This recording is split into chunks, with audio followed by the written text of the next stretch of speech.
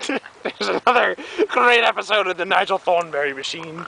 And today we got a quacking bird sitting here.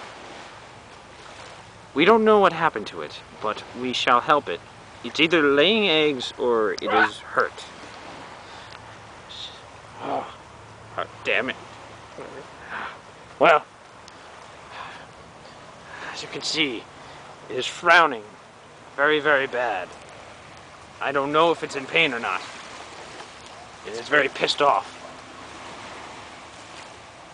And I think it's laying eggs. No, I think it's hurt. Yeah, probably. It really would have chased us already if it were laying eggs.